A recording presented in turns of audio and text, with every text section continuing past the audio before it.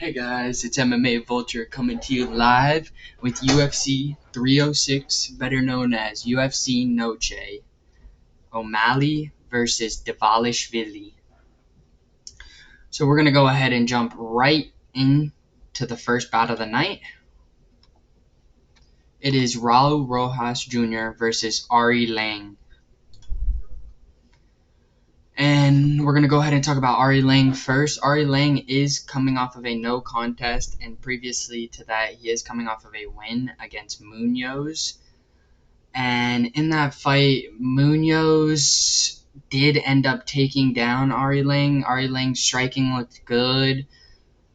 His takedown defense looked a little suspicious, seeing as Munoz did take him down, like I said previously, and Munoz doesn't have the greatest grappling compared to Raul Rojas, and therefore I think that's a big sign that this is probably going to end up going to the floor. I think Raul Rojas is probably going to use his elite level grappling and just come out strong and just take Aoriqileng straight to the floor, pressure him,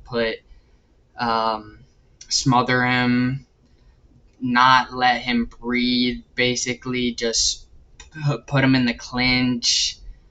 Something that I do want to say about Raul Rojas is whenever he does get in the clinch, he's very strong in the clinch. He likes to trip off the clinch. He likes to trip them into takedowns and then smother them, find that arm, find that leg.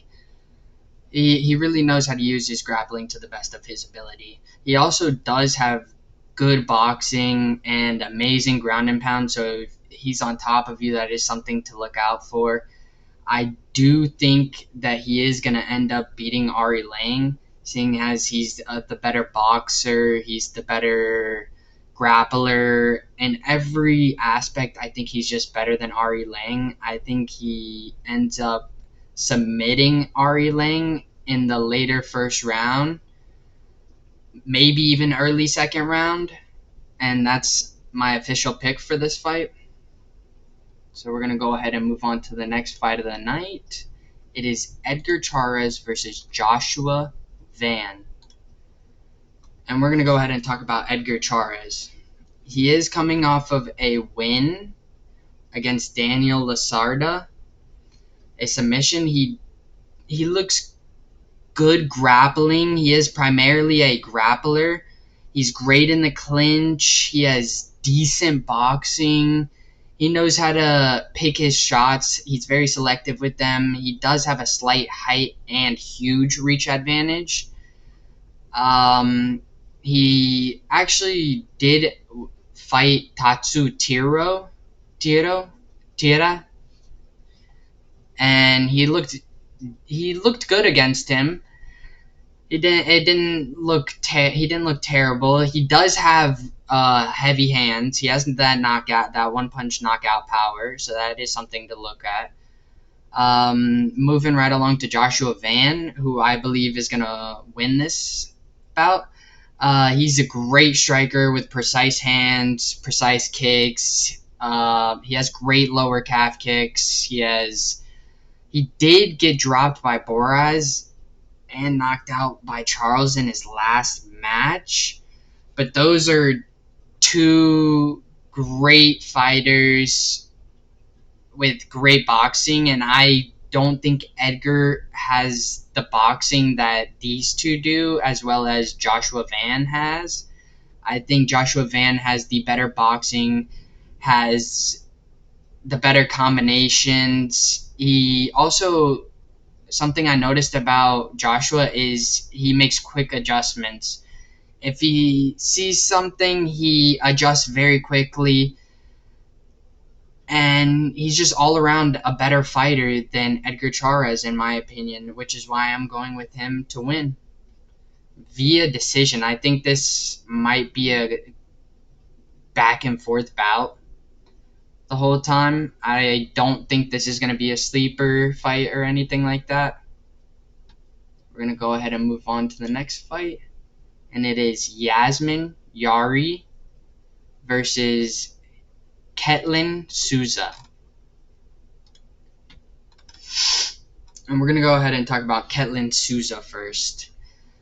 So for this one, she has good grappling. She had pretty decent striking. She knows how to hit from different angles, knows how to pick her spots semi-wisely. She does keep her head moving. She bounces around a lot, which isn't bad, isn't good for her gas tank. She does have sneaky good kicks. That is something to look for because she doesn't really telegraph them and they're very hard to see coming. So that is something that I do worry about her hitting Yazmin with, is a sneaky kick. But all in all, other than that, I don't really see her doing anything else. I think Yazmin is the better boxer. I think she's better on the ground. I think that her takedown defense is all right. She does throw some wild shots sometimes. Whenever it comes later in the rounds, she does have a very slight reach advantage. Yazmin does. I do think that the odds are a little wide on this fight than they should be. I am gonna go ahead and pick Yazmin, but if I was to do money line, I would not do that. I would not pick Yazmin. That is too wide of a line in my opinion. Moving along to the next bout, we have a banger. Ignacio Bahamondes, sorry, I botched that, versus Manuel Torres. And we're going to go ahead and talk about Ignacio Bahamondes first. He has good striking. He looked crisp. He does have a good jab, clean calf, and body kicks. He does stance switch a lot to confuse his opponents, which is great to not let them catch on to what you're doing or give anything away. He does always keep constant pressure on his opponents. He does have a slight height and reach advantage over Manuel Torres. Something also to note is he does leave himself open up the middle a lot. I did notice that. And with coming forward, doing that constant pressure, leaving himself up the middle isn't the greatest against somebody like Manuel Torres, who has great boxing. He has insane power. Insane power. He has 14 first-round finishes. So he definitely has that one-punch knockout power. He has great inside boxing, great elbows. He grapples great. He's strong on his clinches. All around, I think he's better than Bahamondes. And I think that he's going to end up beating Bahamondes by knockout. I think it's going to end by knockout or by decision, but I think Manuel gets him out of there. I think Ignacio is going to come forward with the pressure a little too much, and I think Manuel's going to catch him, and he's going to ground and pound him, and he's going to end it, ultimately. That's my pick for this bout, is Manuel Torres, El Loco. Moving right along, we have the next bout. Irene Aldana versus Norma Dumont. And for this bout, this one is actually a very interesting one.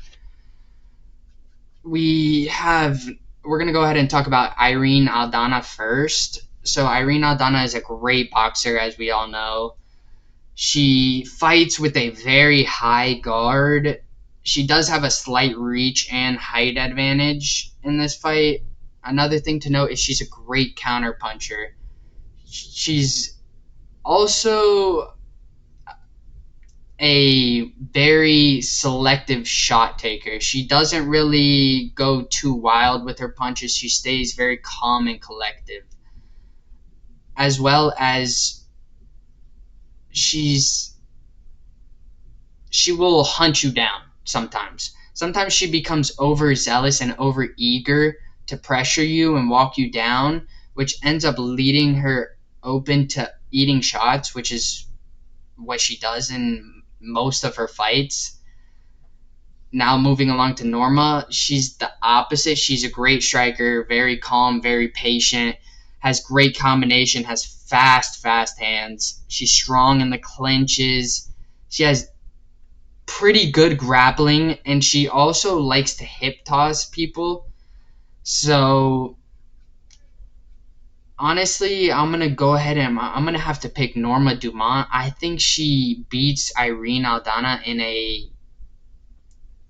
decision in the 3 rounds. I think it's gonna be a close 3 rounds, and I think Norma's just gonna outstrike her, outpoint her, and get the 29-28 decision overall. Moving along, we have the next bout of the night. We have Ronaldo Rodriguez versus Ode Osbourne, and this is a interesting matchup, let me tell you, because Ode Osbourne is a very powerful puncher. He's a very powerful puncher, and he is coming off of 2 losses, once against Filho and Asu, and they're both top level contenders. They're both great fighters.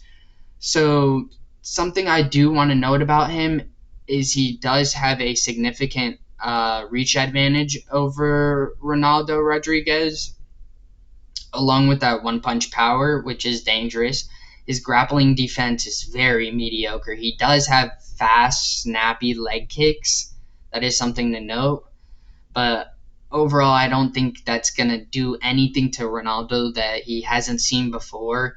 Ronaldo's just going to do what he always does, nonstop forward pressure. He's going to come at you. He's not going to let you rest.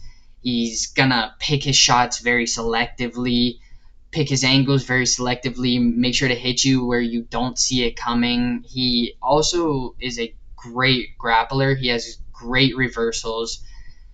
He does, I will say this, he does have trouble against power punchers, because he had a bout against Angel Rodriguez where he had some trouble against him. But ultimately, I think he's still going to beat Ode Osbourne in a grueling match, I would say. I think it's going to be a very back and forth match, this bout. I think either that or Ronaldo, is going to take full advantage of grappling, and I think he's just going to take Ode Osbourne straight to the ground and just hold him there for the 3 rounds and win via decision. That's ultimately my call on Ronaldo. I think he wins via decision by just holding Ode Osbourne to the ground. Maybe they might have a few exchanges that might be scary, seeing as Ode has one punch power, but I think Ronaldo ultimately overwhelms Ode and just wins via decision. Moving right along, we have a banger fight on the main card right here. We have Daniel Zellhuber versus Esteban Ribovics. And we're going to go ahead and talk about Esteban first. Esteban is a great boxer. He has good counter punching. He has great punching on the outside, great cardio. He keeps the pressure on you the whole fight. He has power in his hands. He did drop Kirk in their bout, and he has some sneaky power, sneaky power. Sometimes I will say he does get a little wild and swings from his hips, which is something to note, as well as his takedown defense is decent, but not ultimately the best, because he did get taken down by Kirk, which doesn't have the best grappling, in my opinion. So I think Esteban ultimately he's good all around. I think he's good all around. I think Daniel Zellhuber is better, and I think Daniel Zellhuber has amazing kicks. I think he's gonna keep Esteban at distance because he's great at keeping distance from his opponents. He has a stiff, quick jab to keep his opponents away. He likes striking from the outside, likes keeping his distance. Sometimes when Daniel backs up, he does leave his chin up after his punches, but I think Esteban's going to have trouble reaching his chin whenever he's backing up, seeing as he does have significant reach advantage as well as a height advantage. So I think ultimately this is going to be a grueling back and forth battle. This ultimately might be fight of the night. This is going to be a great back and forth battle of two great strikers that both have great cardio, and we're going to see who ultimately wins this. I have Daniel Zellhuber by decision. Or, yeah, honestly, by decision. I think he outpoints him and keeps him at distance, doesn't let him get close to him. Moving right along, we have another banger fight right after this, which also could be fight of the night. We have Brian Ortega versus Diego Lopes. We're going to go ahead and talk about Brian Ortega first. Brian Ortega is mainly a grappler, does have good boxing. He has okay boxing, I'll say that. He did get dropped by Yahir in the first round of their bout. Also, another thing I want to say is he is quick with his takedowns. He is very strong in the clinch. He's very smother heavy and he likes to maintain control of you. He doesn't like to let you have any sort of control of yourself. Another thing I do want to add about Brian Ortega is a weakness that he has. His lead leg, the inside kick on that, is a weakness of his. I did notice that in the Yahir fight, ultimately dropping him off of a little leg kick. Just something to note. Moving right along, we have Diego Lopes. He has fast hands, great grappling. He has slick takedowns with a strong clinch. He does have knockout power. Ultimately, I think he does have the better boxing out of the two. I know he is coming off of a win against Dan Ige where he looked rough, but keep in mind he did have to go through a weight cut, then gain weight, and then ultimately coming into the fight above weight at an unusual weight that he's not used to, that he trains at. That's ultimately why I think he didn't look like he didn't have the best gas tank. Let me just say. And a lot of people are thinking, oh, that's going to be the case in this fight. I don't see that being the case in this fight. I think with his huge reach advantage and height advantage, I think he takes over. I think he bullies Brian Ortega on the feet. I think even on the ground, I think he's ultimately a better grappler than Brian Ortega. Even though Brian Ortega is an elite level grappler, I think Diego Lopes is as well. I think he's all around better, and I think we're going to see that here in this fight. And I have Diego Lopes ultimately beating Brian Ortega in this fight. Moving right along, we have the co-main event of the evening.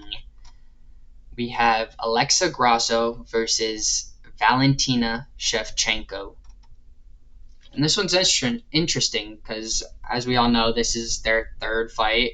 The first one ended with Alexa Grasso getting the submission, and the second one ending in a draw. But we're going to go ahead and talk about Alexa Grasso. So in the fight, she pushed the pace. She's an elite boxer with great grappling, quick hands. Another thing I noticed is that when Valentina got her down, she's a great scrambler, great scrambler when she's on the bottom. Another thing that I noticed is Alexa Grasso is better when she makes it dirty boxing whenever she gets on the inside. And I also think that Alexa Grasso has the upper advantage whenever it comes to the boxing. I think that she has more power than Valentina, as we saw whenever she knocked her down. But ultimately, I think Valentina Shevchenko is gonna smother her with her elite grappling, and she also knows how to maintain control. Even though like I said, Alexa Grasso is a great scrambler, Valentina Shevchenko is great at maintaining control and keeping her down, not letting her get away from her. Another thing I do want to say is that Valentina Shevchenko is very strong in the clinch. Very, very strong in the clinch. She looks noticeably stronger than Alex Grasso in both of the fights.